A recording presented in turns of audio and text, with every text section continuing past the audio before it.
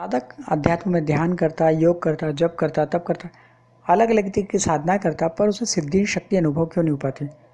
वह इस कारण से वह नियम को या समय को नियंत्रित नहीं कर पाता। इस कारण से वो सिद्धियाँ जान या पा नहीं पाता। चलिए हम एक सारणी के माध्यम से देखते हैं। यह सारणी 1 महीने की है। इस सारणी में हम सीखेंगे समय को कैसे पालन किया जाता है। पहले हफ्ते आप सिर्फ पर डे 7 दिनों तक सिर्फ 40 सेकेंड ही साधना करेंगे। यानी 40-40 सेकेंड के साथ 7 दिनों तक निरंतर आपकी साधना चलती रहेगी। इस बात का ध्यान रखिएगा, समय को ना घटाना है ना बढ़ाना है। दूसरा हफ्ता जो होता है, साधक पूरे 7 दिन 1-1 मिनट के अनुसार साधना करता है। इसमें भी यही नियम लागू होगा, ना साधना को आप घटा सकते हैं ना बढ़ा सकते हैं। इसका समय निश्चित होता है। जैसे ही हम आगे बढ़ते हैं तो साधक तीसरे चरण में आता है।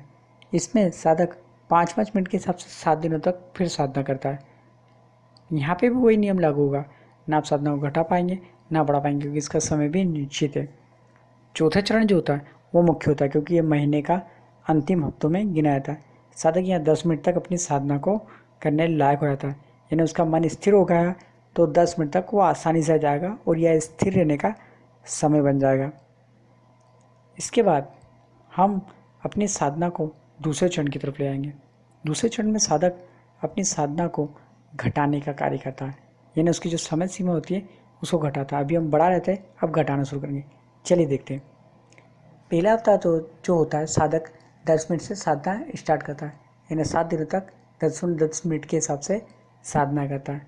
दूसरा हफ्ता जो होता है वो 5 मिनट के हिसाब से करता है। साधक को समय घटाना है, यहाँ पे ध्यान रखिएगा।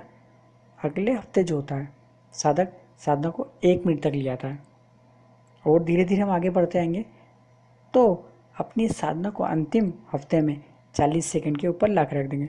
ये मत सोचिएगा 40 सेकंड बहुत कम होते हैं, पर हमें इस चीज़ को नियंत्रित रखना है और अपनी साधना को संयमित करके सिद्धि प्राप्त करना है और साधक बनना है।